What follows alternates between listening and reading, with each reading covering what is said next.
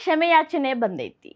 ಜಂತರ್ ಮಂತರ್ ಒಳಗ cockroach Janata party ಜೊತೆ ಸೇರ್ಕೊಂಡು ಪ್ರತಿಭಟನೆ ಮಾಡ್ತಿದ್ದವರು, ಕೆಟ್ಟ ಕೆಟ್ಟ ಭಾಷೆ ಪ್ರಯೋಗ ಮಾಡಿದವರು, ಕೆಟ್ಟ ಕೆಟ್ಟ ಬೈಗುಳಗಳನ್ನ ನರೇಂದ್ರ ಮೋದಿ ಅವ್ರಿಗೆ, ಆರ್ಮಿಯವ್ರಿಗೆ ಬೈದವರು ದಿನದಿಂದ ದಿನಕ್ಕೆ ಸಾರಿ ಸಾರಿ ಸಾರಿ ಅಂತ ವಿಡಿಯೋಗಳನ್ನ ಹರಿಬಿಡಾಕತ್ತಾರ.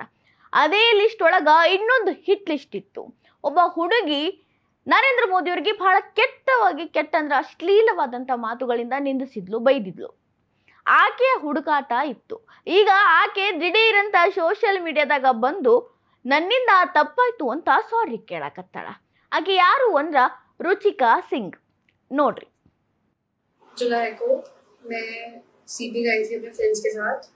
फिर वहाँ पे प्रोटेस्ट हो रहा था. मैंने वहाँ पे कोप पी. वहाँ पे ग्रुप्स बने हुए थे बहुत सारे. वो लोग बहुत चीज़ें बोल रहे थे, बहुत गाली दे रहे थे प्रधानमंत्री जी को. उन लोगों के इन्फ्लुएंस में आके कि तुम लोग भी बोलो, कोई सब बोलो करके मैंने बहुत चीज़ें बोली. मैं भी मात्र 15 साल की हूँ. मैंने जो करा वो माफ़ी के लायक नहीं था.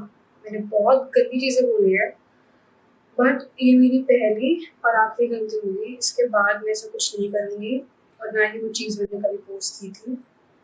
मैं पूरे देश से माफ़ी मांगती हूँ.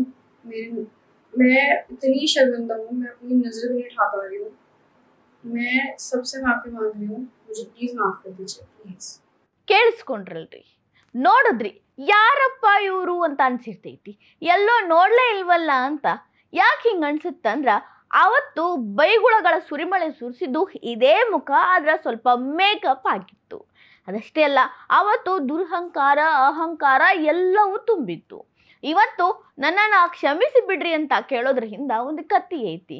ಈಕೆಯ ಮೇಲೆ FIR ರಿಜಿಸ್ಟರ್ ಆಗೈತಿ. ಯಾರೋ ಒಬ್ಬ ವ್ಯಕ್ತಿ ನರೇಂದ್ರ ಮೋದಿ ಅವ್ರಿಗೆ ವೈಯಕ್ತಿಕ ಹಕ್ಕು ಯಾರು ಕೊಟ್ರು ಅಂತ FIR ರಿಜಿಸ್ಟರ್ ಮಾಡ್ಯಾರ. ಇದಕ್ಕಾಗಿನೇ ಅಕ್ಕ ಬಂದು ತಪ್ಪಾಯ್ತು ಕ್ಷಮಿಸಿ ಬಿಡ್ರಿ ಅಂತ ಕೇಳ್ಕೊಳ್ಳೋದ್ರ ಜೊತೆಗೆ ನಾನಿನ್ನೂ 15 ವರ್ಷದ ಹುಡುಗಿ ಅಂತ ಹೇಳಲಿಕ್ಕತ್ತಾಳ. ಅಂದ್ರ ಇನ್ನೂ ನಾ ಅಪ್ರಾಪ್ತ ಬಾಲಕಿ ಅನ್ನೋದನ್ನ ಮೊದಲೇ ಹೇಳಕತ್ತಾಳ, ಕ್ಷಮೆ ಕೇಳಲಿಕ್ಕತ್ತಾಳ. ಬಟ್ FIR ಒಳಗ 26 ವರ್ಷ ಅಂತ ಐತಪ್ಪ. ಅದೇನಂತ ಇನ್ವೆಸ್ಟಿಗೇಷನ್ ಆಗುತ್ತೋ ಏನೋ ನೋಡೋಣ. ಆದ್ರ ಇದೇ ಹುಡುಗಿ ಅಹಂಕಾರದಿಂದ ಬೈದಿದ್ಲಲ್ಲ, ಅದನ್ನು ನೋಡಿಬಿಡ್ರಿ.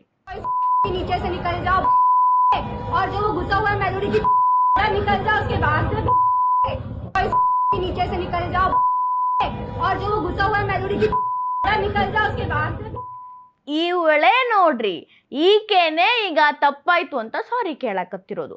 ಅವತ್ತು ಎಷ್ಟು ದುರಹಂಕಾರದಿಂದ ಬೈಗುಳಗಳ ಸುರಿಮಳೆಯನ್ನ ಸುರಿಸಿದ್ಲು. ನರೇಂದ್ರ ಮೋದಿ ಅವರ ಜೊತೆಗೆ ಬೇರೆ ದೇಶದ ಪ್ರಧಾನಿ ಇಟಲಿಯ ಮೆಲೋನಿ ಅವರ ಹೆಸರನ್ನು ಕೂಡಿಸಿ ಬೈದಿದ್ದು ಇದೇ ಹುಡುಗಿ. ಇವತ್ತು ಬಂದು ತಪ್ಪಾಯ್ತು ಅಂತ ಸಾರಿ ಕೇಳಿದ್ಲು. ಈಗ ಕೇಳಿದ ತಕ್ಷಣ ಕ್ಷಮಿಸಿ ಬಿಡ್ತಾರೇನು ಅನ್ನೋ ಪ್ರಶ್ನೆಗಳು ಹುಟ್ಟುತ್ತಿದ್ದಂಗನ ನರೇಂದ್ರ ಮೋದಿ ಅವರು ನಿನ್ನೆ ರಾತ್ರಿ ಒಂದು ವಿಡಿಯೋ ಮಾಡಿ ಸೋಷಿಯಲ್ ಮೀಡಿಯಾದಾಗ ಹರಿಬಿಟ್ಟಾರ. ಚಿಕ್ಕ ಚಿಕ್ಕ ಮಕ್ಕಳು ವಯಸ್ಸಿಗೆ ಮೀರಿದ ಮಾತುಗಳನ್ನ ಮಾತಾಡ್ಯಾರ, ನನಗ ಬೈದಾರ, ನನ್ನ ತಾಯಿಗೆ ಬೈದಾರ, ಬಟ್ ಇನ್ನೂ ಸಣ್ಣವ್ರು ಇರೋದ್ರಿಂದ ಅವ್ರನ್ನ ಕ್ಷಮಿಸಬೇಕು ಅಂತ नरेंद्र मोदी और हेलर. जंतर मंतर पर जो कुछ भी हुआ देश और दुनिया ने देखा है. कुछ शरारती बच्चों ने भद्दी भद्दी गालियां बोली. किसी भी सभ्य समाज को शोभा न दे ऐसे शब्दों का प्रयोग किया गया. मुझे तो गालियां दी गई, मेरी स्वर्गीय माता को भी गालियां दी गई. न जाने कितना भद्दा स्वरूप था. लेकिन मैं आज बात करना चाहता हूं कि बचपन में गलतियां होती हैं, कि हमारी बेटियां इस प्रकार की भाषा कैसे बोल सकती है. लेकिन समय है इन बच्चों को गले लगा करके राह दिखाने का. ये गुमराह बच्चे हैं, उनको राह दिखाना हमारा काम है. उनको सजा देना, अदालतों के चक्कर कटवाना, समाज में उनको प्रताड़ित करना, इससे हम परिस्थितियां नहीं बदल पाएंगे. मैं उन्हें माफ करना चाहता हूं. ಕೇಳಿಸ್ಕೊಂಡ್ರಲ್ರಿ, ಅವರನ್ನ ಕ್ಷಮಿಸ್ತಾರಂತ. ನರೇಂದ್ರ ಮೋದಿ ಅವರಿಗೆ ಕೆಟ್ಟ ಪದಗಳ ಬಳಕೆ ಮಾಡಿದವರು ಈಗ ನರೇಂದ್ರ ಮೋದಿ ಅವರಿಂದ ಕ್ಷಮೆಗೆ ಅರ್ಹರಾಗಿಬಿಟ್ರು. ನರೇಂದ್ರ ಮೋದಿ ಅವರು ಅವ್ರನ್ನ ಕ್ಷಮಿಸಿಬಿಟ್ಟಾರಂತ. ನೀವು ಕೂಡ ಅವ್ರನ್ನ ಕ್ಷಮಿಸಿ ಬಿಡಿ ಅಂತ ಇಡೀ ಭಾರತ ಸಮುದಾಯವನ್ನ ಕೇಳ್ಕೊಳ್ಳಿಕ್ಕತ್ತಾರ. ಅದಷ್ಟೇ ಅಲ್ರಿ, ಅವ್ರಿಗೆ ಕೋರ್ಟು, ಕೇಸು, FIR ಅನ್ನೋದು ಬೇಡ. ಒಳ್ಳೆ ದಾರಿ ಒಳಗೆ ಅವ್ರು ನಡೀಲಿ. ಅವರಿಗೆ ಈ ರೀತಿಯ ಕೇಸು ಎಲ್ಲ ಮಾಡಿ ಅವರ ವಿದ್ಯಾಭ್ಯಾಸ ಅವರ ಫ್ಯೂಚರ್ ಹಾಳು ಮಾಡೋದು ಬೇಡ ಅನ್ನೋ ಒಂದು ದೊಡ್ಡ ಗುಣವನ್ನು ತೋರಿಸ್ಕೊಟ್ರು. ಆದ್ರೆ ಈ ಹುಡುಗಿ ಈ ಹುಡುಗಿ ಬಗ್ಗೆನೇ ಯಾಕೆ ಹೇಳ್ತೀವಿ ಅಂದ್ರೆ, ಇಷ್ಟು ಕೆಟ್ಟ ಪದಗಳನ್ನ ಈ ಹುಡುಗಿ ಬಹಳ ಬಳಸ್ಯಾಳ. ಪ್ರತಿ ಮಾತಿಗೂ ಬಳಸಿದಾಳ. ಕೆಟ್ಟ ಕೆಟ್ಟ ಭಾಷೆಯ ಪ್ರಯೋಗವನ್ನ ಮಾಡಿದಾಳ. ಇದಕ್ಕಾಗಿನೇ ಇವಳನ್ನ ಕ್ಷಮಿಸ್ಬೇಕಾ ಅನ್ನುವಂಥ ಮಾತುಗಳು ಕೇಳಿ ಬರ್ಲಿಕ್ಕತ್ತಾವ. ಯಾಕೆ ಈ ರೀತಿ ಮಾತುಗಳು ಕೇಳಲಿಕ್ಕತ್ತಾವಂದ್ರ, ಆಕೆಯ ಪದ ಬಳಕೆ, ಆಕೆಯ ಒಂದು ಏನು ಹಾವ ಭಾವ, ಆಕೆ ನೀತಿ ರೀತಿ ಇತ್ತಲ್ಲ ಅದರಿಂದಾಗಿ.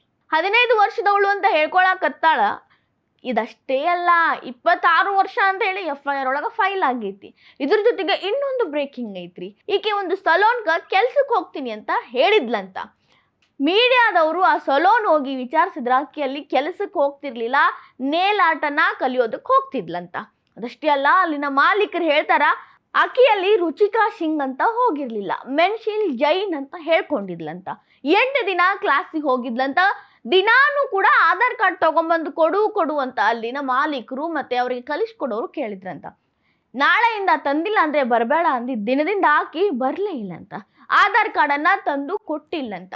ಈಕೆ ಹೆಸರು ರುಚಿಕಾ ಸಿಂಗ್ ಅನ್ನೋದೇ ಆಗಿದ್ರ ಅಲ್ಲಿ ಮೆನ್ಶಿಲ್ ಜೈನ್ ಅಂತ ಯಾಕೆ ಹೇಳಿದ್ಲು? ಹಂಗೇಳಿ ಅಲ್ಲಿ ಕೆಲಸವನ್ನ ಕಲಿಯೋ ಅವಶ್ಯಕತೆ ಏನಿತ್ತು?